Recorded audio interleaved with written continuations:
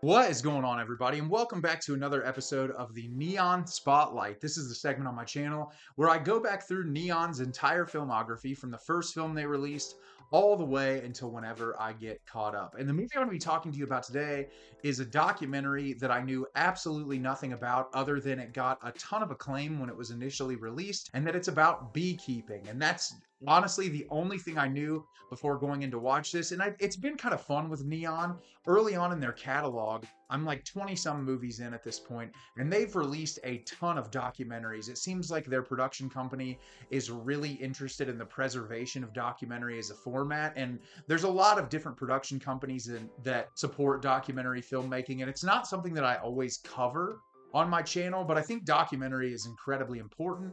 It's a genre that I really love when I give attention to it. And so I'm going to tell you a little bit about Honeyland today. Honeyland is directed by Ljubomir Stefanov and Tamara Kotevska. When nomadic beekeepers break Honeyland's basic rule, take half of the honey but leave half to the bees, the last female bee hunter in Europe must save the bees and restore the natural balance. So I always look forward to watching documentaries. Like I said, I knew nothing about this other than it was about beekeeping. And what I will say is I can respect what the filmmakers are trying to do here. I think it's a very neat concept, but it's unfortunately a very bad documentary because it doesn't feel documentary at all. This feels like the crew was trying very hard to force a very specific narrative, and it seems like they were way too heavily involved for any of this to feel natural. And I think that a lot of the themes that the movie is trying to explore, especially in relationships to humans and the way that we interact with nature and how there's a delicate balance between the both, and obviously under many circumstances human beings overstep their boundaries with nature and they harm nature. And I think there's a lot of great things with that, but unfortunately this movie doesn't pose enough questions to keep that interesting. I feel like the beekeeping element was such a small part of the movie, and I'm going to tell you a little bit about this today. In this documentary, we are introduced to Hatidze, I probably pronounced that horribly incorrectly, who is a Macedonian beekeeper that lives in this very secluded village with an incredibly tiny population with her ailing mother. And she goes out every single day and she works with these bees, and she's incredibly talented about it. She collects the honey and she makes these very long journeys into the city to be able to sell her honey to people. And early on in the documentary, it's really just us seeing the relationship with her mother living in this small community and what she does for work. Well, very quickly, this man moves in next door with his family, and they are loud and brash, and they kind of take over in a way that seems to kind of put a damper on the quiet in this community. And they early on want to become interested in beekeeping. And so Hatidze says, I'll teach you the ways of beekeeping and how you can respect the balance of nature, where you only take half the honey and leave the rest of it for the bees so that the cycle can continue. And of course, the family decides not to do that. They're going to just take all of the honey. They're not going to respect those boundaries. And the entirety of the documentary is kind of the ramifications of the actions after the family makes those actions on Hatidze and her mother and the life that they live in this small village. So like I said, I didn't like this at all. I feel like the documentarians had a very specific reason they wanted to do this. I was reading about it after it was over, that there is like hundreds of hours of footage that was collected over time to try to come together with this documentary. But the problem is, if this is all you got from hundreds of hours of documentary footage, it really just doesn't leave a lasting impact. I feel like, if anything, what's so incredibly frustrating about this movie is that the narrative of it feels so incredibly forced, and it feels almost like it gets too personal with the lead character, to where their struggles and the horrible things that they have to deal with because of this family are shown on display in a way that I don't feel like it pays off in any sort of satisfying way, to where seeing this person's trauma and tragedy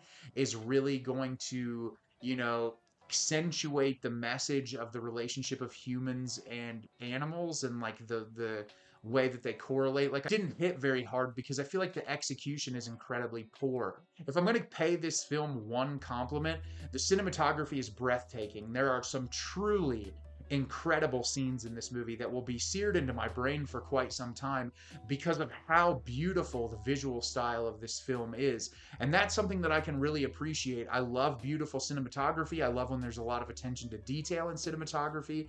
And this movie has that in droves. Just really beautiful cinematography that I appreciated quite a bit. But aside from that, I didn't like anything about this. For starters, the pacing of this thing for an hour and 28 minutes is terrible. You think that it's going to be a movie about beekeeping and you get very little about that. It's mostly this family coming in, sort of corrupting everything happening, like the balance that's been created by this specific beekeeper. But the problem is so many of the scenes just don't culminate to anything. You don't really learn much more about these characters. Everything feels incredibly surface level to where you get the idea of what the documentary is trying to convey very early on.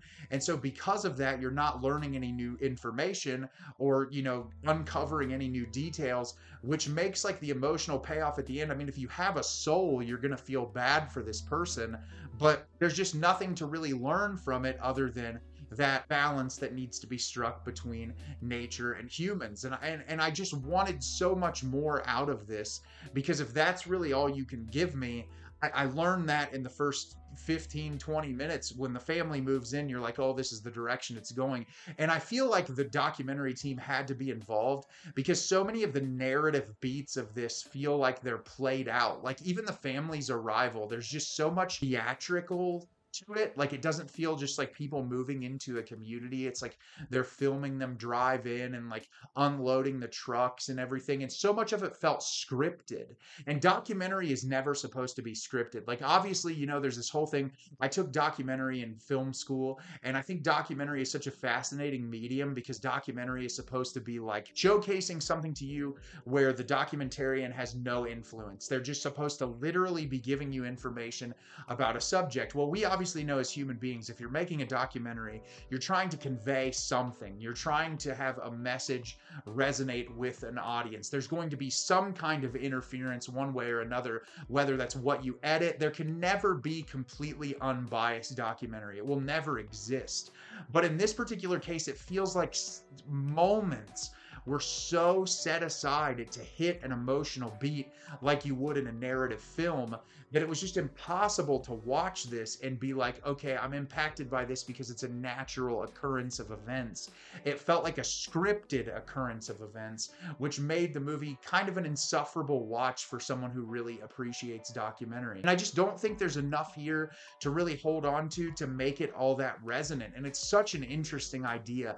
And I think if you studied this woman more than anything else, because anytime she was on screen, it was the most fascinating part of the film. But there's just so much filler and so much that doesn't really amount to anything. And I just would never watch this again. There's not enough here to make me want to come back and check this out ever again. So have you seen Honeyland? Did you love it? Did you hate it? Leave me a comment down below and let me know what you thought. I thought this movie was really bad. I did not enjoy it. And I feel like less of a documentary. It felt more like a scripted film. Like it didn't really feel natural like documentary is supposed to. As always, if you like the video and subscribe to the channel, helps me out a lot and lets me know the type of content you're looking for. I'm always putting out new material and look forward to getting more out for you in the near future. And as always, everyone, thank you so much for watching and have a great rest of your day.